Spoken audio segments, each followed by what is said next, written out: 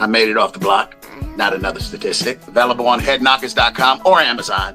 You buy it from me, you get a signature, the whole get down. Yo, this your California cousin, Guillermo Eiland. And if you don't know, and if you don't tune in, I'm gonna catch you. Because I'm chatting with Staxx.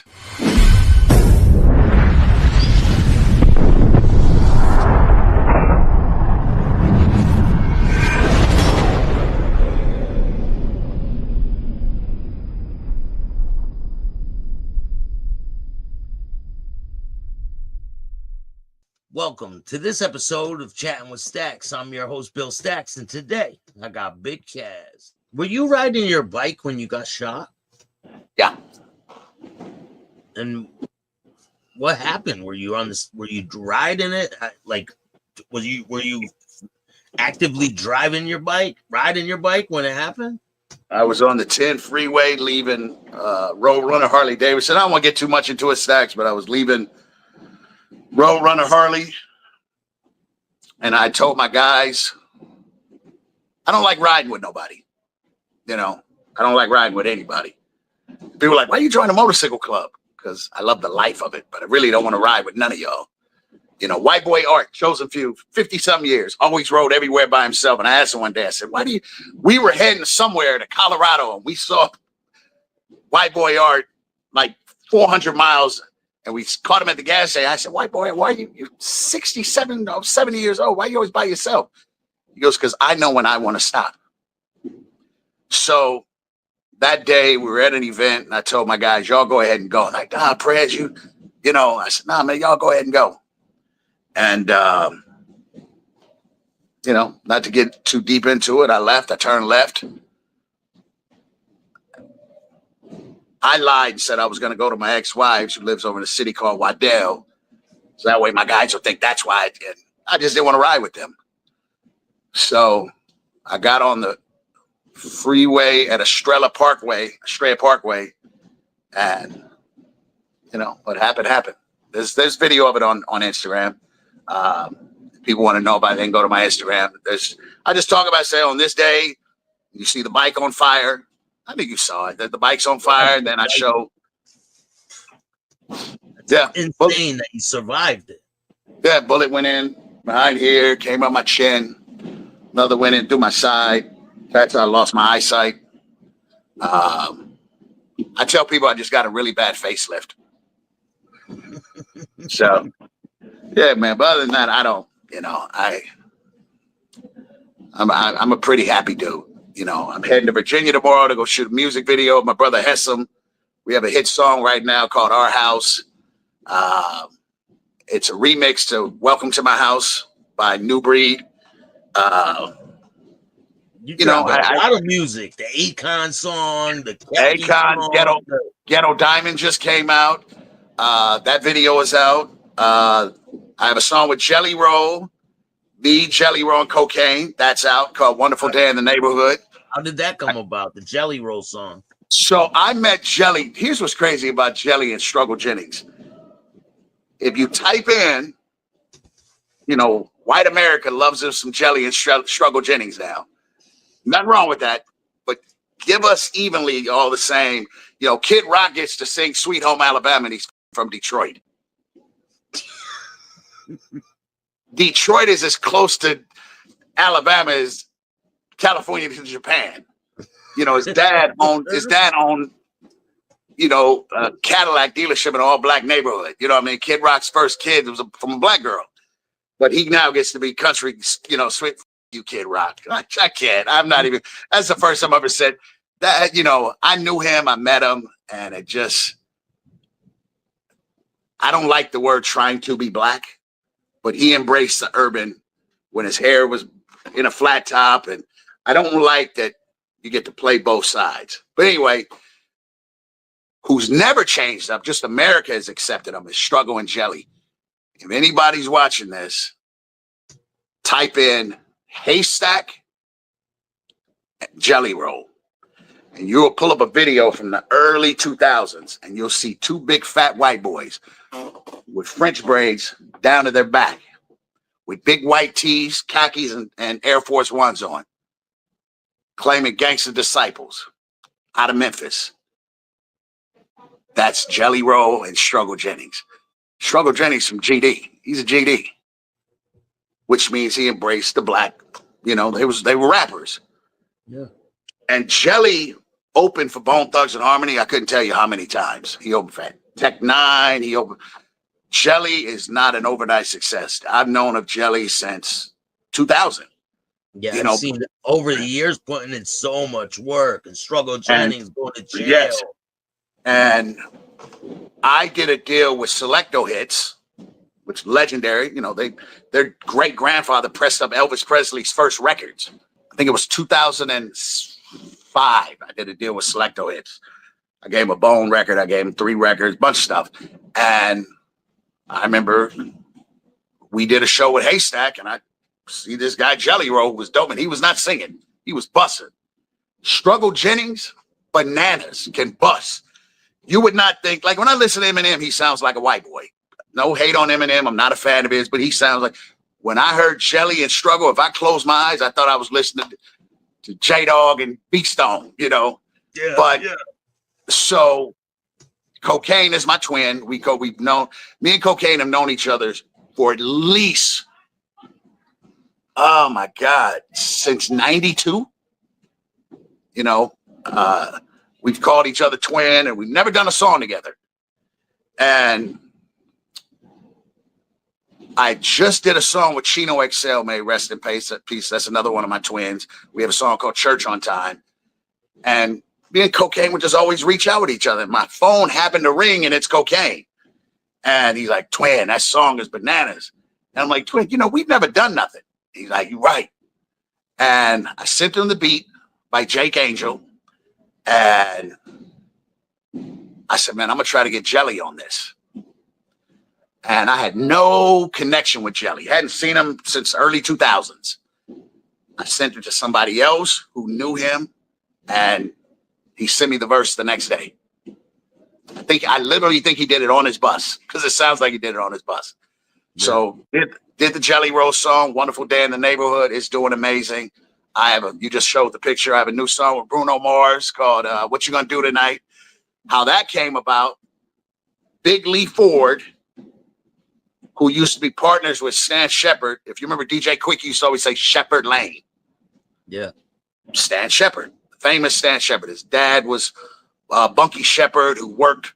If you ever get the book, any music person should get the book. You know what's crazy, Staxx? As we talk, I have to be lying, because no person should have been able to do.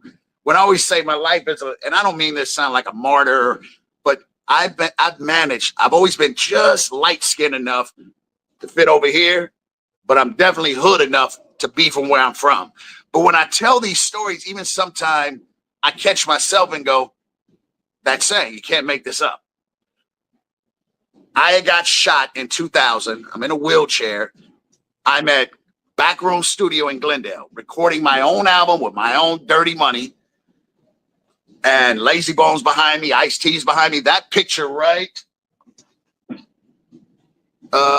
See that picture with Ice-T up top and Lazy Bone? Yeah. Do you notice what I have on? Yeah, the jail suit. Thank you. Just got out. Just got out. Yeah. And back then, you used to leave with your jumpsuits. You know, if you didn't have no dress outs, and I came home broke. You know, selling drugs is not a payoff, because I came home with $83. I had gate fee money, which was $65, and then I think I had some money what I sold when I was leaving. Anyway, I'm at the studio. They say, Stan Shepard wants to meet you. Stan Shepard comes. He offers me like $75,000 that night. I'm like, bro, I got 75 in that gray briefcase. Everybody, you ask Battle Cat, because I've known Battle Cat since I was 10, 11 years old. I used to always carry this metal briefcase, and I had a pistol and it had dirty money in it. Bought my first house with that briefcase, paid for all my music stuff. I've never been signed to a record deal. And he offered me a deal. I said no. His partner was Lee Ford, who's a reputable red rag. We became the best of friends, called me little brother, and he knew a guy that was working with Bruno Mars when Bruno Mars was just a Mexican dude living in Vegas, which a lot of people, they think he's Hawaiian. He's actually Mexican. He had some unreleased music from Neo and some unreleased music from Bruno Mars. Acapellas. This is when these guys were, because Neo's from Vegas. And Bruno Mars was trying to make it in Vegas. I think he was working in Vegas or something, but he was not Bruno Mars. I probably had that verse for a few years. Finally put it to that 112 track. We sent it to his manager, and it got cleared, and the song is out. What you gonna do tonight? Wow. So, yeah, I don't, this is my last album.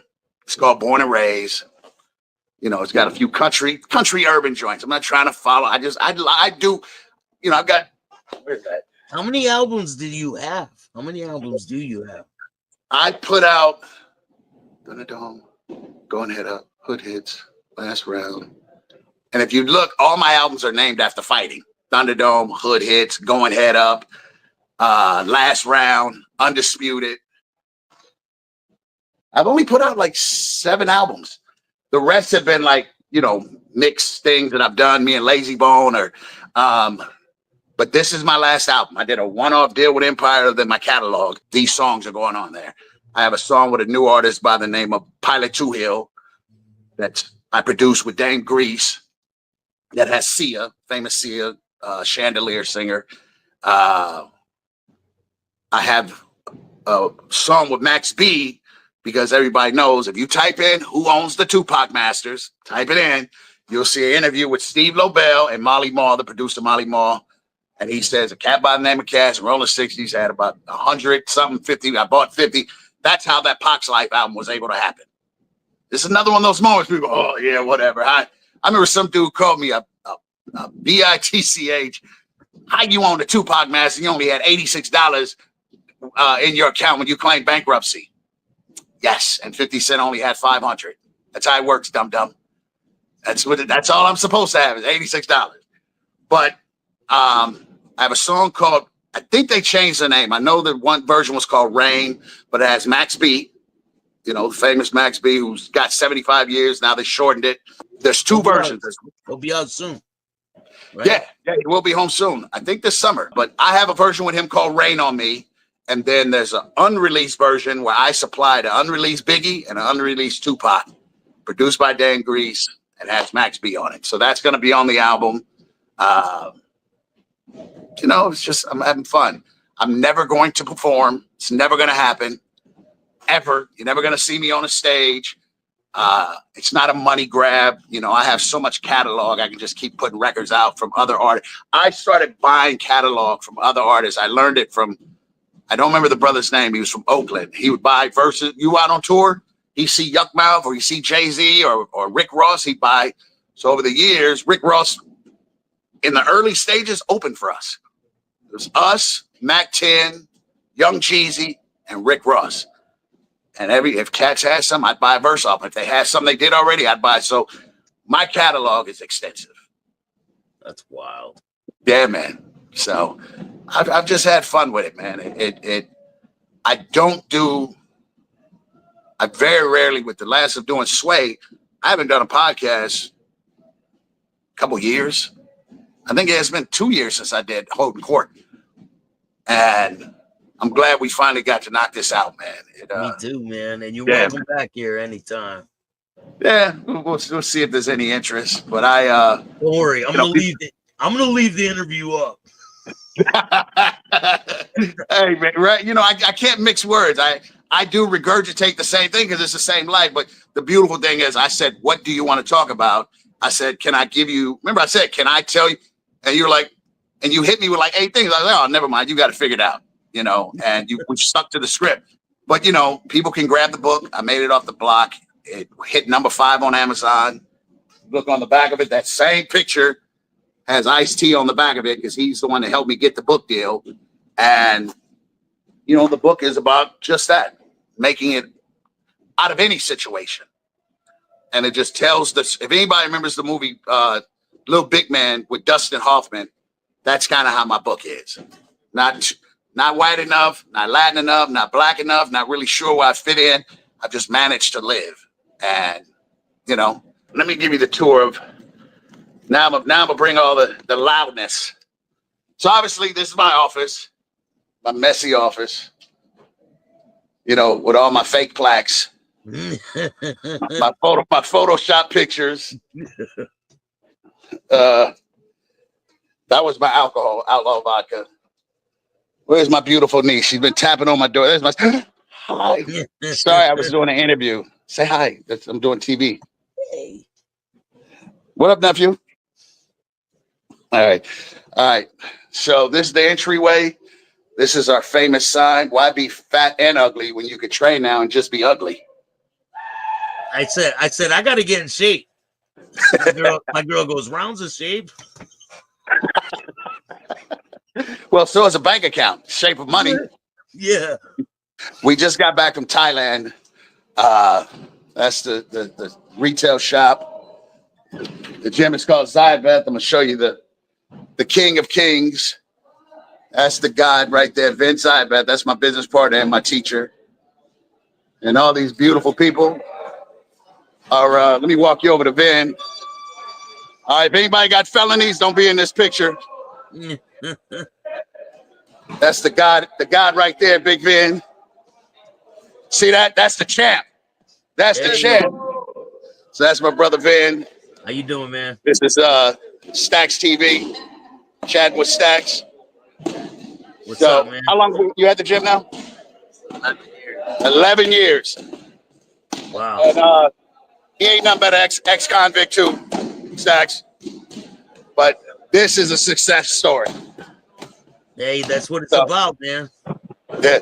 All right. So anyway, this is the gym. Let me give you a quick. All right. Let me get out this loudness. Hold on a second. So yeah, man. This is what I do. That's pretty dope. And this is the famous realtor, another made it. Wait, can we get is she in there? How are you? How you doing? Another success story, straight from the streets. Now she's a top realtor and owner of the gym. Yeah, man. So this is my life. That's great stuff, man. Yeah, man. So did we miss anything or we got everything? No, we got everything. We'll do this again. I'm sure we can talk for hours and hours, you know? And I'll if you could post the link to the website if people want to grab the documentary Life of a One Percenter, the documentary Prison to Fame. They can grab an autographed copy of the book. I made it off the block. I'll put your book. I'll put a link in the description of the video. I'll put a link for anything you got. You know, me and my partner, we own Mo Thugs Records together now. And we have MTR, which is Mo Thugs Records, but we represent athletes. So we got, licensed athletes now. The whole thing about Head Knockers is, like, hold on. We have a patch that says guns down. And that's what we focus on. Like, man, ain't nothing wrong with, we're not sitting up here saying be peaceful. We're saying at least fight. Yeah. That's it. Well, brother, this has been fun. I'm going to get back to work before I leave for Virginia. But again, it's your brother Big Cass chatting with Staxx, and this has been a blast.